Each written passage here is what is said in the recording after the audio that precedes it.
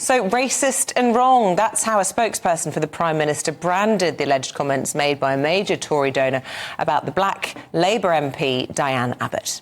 Diane Abbott was, of course, the first black woman to be elected to Parliament. The comments from a donor called Frank Hester, he is the party's biggest ever donor, told a meeting that Diane Abbott, and I quote, should be shot. And it made him, quote again, want to hate all black women. He has since apologised. However, it's the lack of immediate condemnation of Hester's remarks which are now causing the Prime Minister a political headache. Let's get the thoughts on all of this from Catherine Forster. Look, what on earth took the Prime Minister so long to call out racism? Have we gone backwards in this country? It seems to be becoming a bit of a pattern, doesn't it? When they're in an awkward situation, whether it be Sir Keir Starmer with Azhar Ali, the candidate for Rochdale that they ultimately had to drop over anti-Semitic comments, whether it be the reaction to the comments that Lee Anderson made that finally cost him the whip, or whether it be the quite shocking remarks made by this Tory donor that gave them £10 million. Politicians really seem to struggle to say what to millions of people up and down the country would be quite obvious. Now, in the case of Rishi Sunak, they spent all day yesterday saying that the comments that Diane Abbott should be shot, that she made him want to hate all black women were unacceptable, but they would not say that they were racist. And then the business secretary, Kemi Badenoch, came out late in the afternoon, said on Twitter, these comments are wrong and racist. And lo and behold, a couple of hours later, the Prime Minister's spokesman said the same. Now, what took them so long? Well, I suspect it's all to do with the fact that he gave the party £10 million last year, £10 million out of a total of 48 million they were given last year. Bear in mind there's a general election looming. In admitting that the comments were racist, then that begs the question, which Labour and the Lib Dems are already asking, well, why haven't you given the money back? Clearly, they don't want to. They say he's apologised profusely, which he has. He's tried to ring Diane Abbott, who said that they make her feel threatened. She's a woman. She goes out and about on public transport. So the calls for them to give the money back growing. I have to say, I don't think that's going to happen. OK, Catherine, thanks very much indeed. Joining us now in the studio, co-founder of Conservatives Against Racism, that's Albie Amankona. Albie, I mean, obviously this is embarrassing. How hurtful do you find it? How shocking do you find it? Shocking. I mean, even when you read out the comments just now, Eamon, I was shocked. Every time I hear the comments, I am shocked and shocked again. Look, in terms of where the Conservative Party has ended up on this issue, I would say we got there in the end. I think it was very disappointing that I was one of the only voices yesterday morning to come straight off the bat and say this was a racist comment.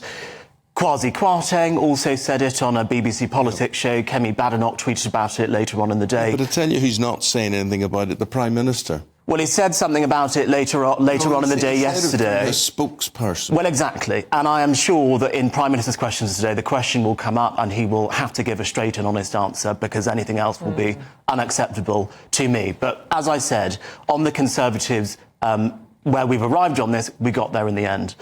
On the question about whether or not the money should be given back, which I'm sure everyone wants to know whether or not that is something which should be done, I've been very firm on this. I don't actually think it should be given back.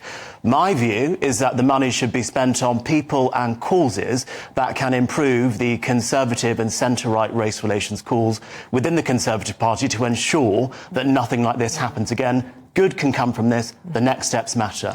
And I can't believe I'm even going to ask you this question, Albie, but just explain why it is important to call out racism, not least when we've seen two MPs murdered for doing their jobs.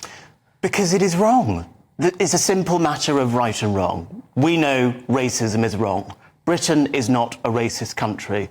Millions of people up and down the country will have heard the comments that were reported yesterday from 5 years ago. 2019 is not a long time ago. I remember 2019. I'm sure you do. I'm sure our viewers do as well. It was not a time where these comments were ever acceptable. And millions of people up and down the country would have thought that was totally wrong.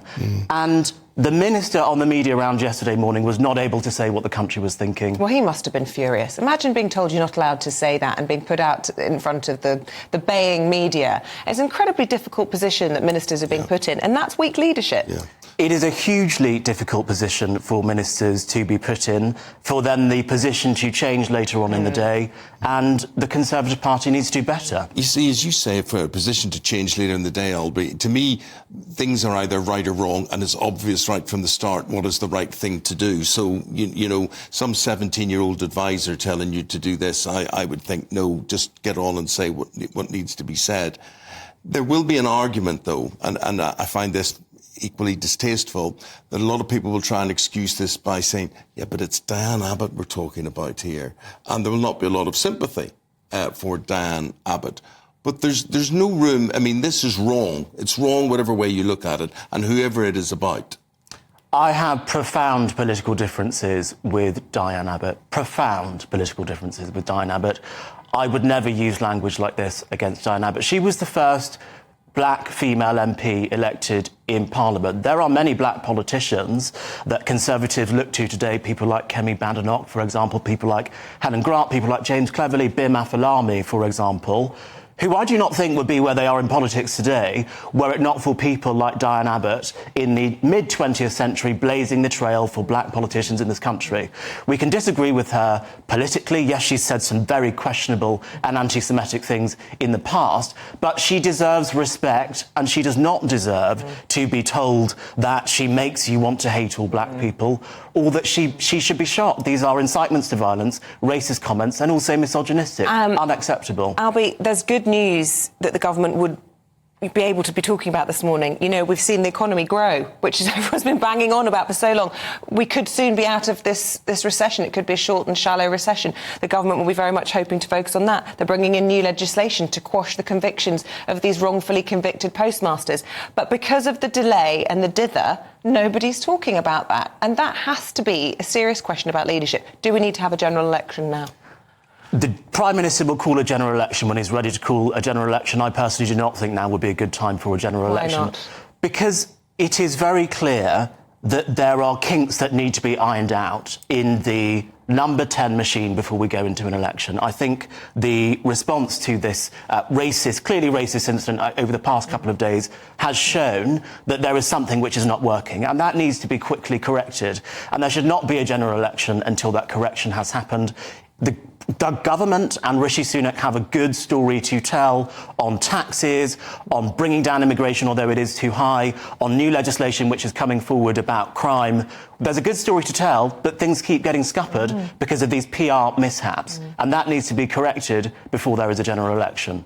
Okay. What about future donations to the party in the run-up to that election? Is there any way back for Mr Hester? I think it would be very difficult to see a way back for Mr Hester to the Conservative Party in terms of being a donor or even a member, to be quite frank. I would not be comfortable with us to continue to take money from this man. As I mentioned before, with the monies that have already been given to the party, I've outlined how I think that should be spent on people and causes who can further the Conservative and centre-right race relations cause, but there should be no further relationship with Mr Hester. Given that this is the party. second racism row at the centre of the Conservative Party in the last 2 weeks, have you been contacted or approached for advice from Number 10, given your capacity in setting up this group of Conservatives against racism? No, I haven't personally been contacted. You know, I've met Rishi Sunak. I know some of the team at Number 10. I know many Conservative MPs. I've spoken to Conservative MPs privately. I'm always here if people want to chat. I'm here to help. Conservatives Against Racism is here to help. There are many other groups that are here to help in the Conservative Party with issues like this. It didn't have to come to this. The right line could have been taken yesterday, and we would have been talking about something else by now. But I think it's so important to talk to you. And I think it's important to say, look, if we're to move forward in this, what would we do with this donation? How would you see it working? Who would you see it helping? I do just think it's, again, common sense. Call Albie in, talk to you and your associates with that sort of thing. And it's an opinion, but it's an essential opinion within the Conservative Party, I would have thought.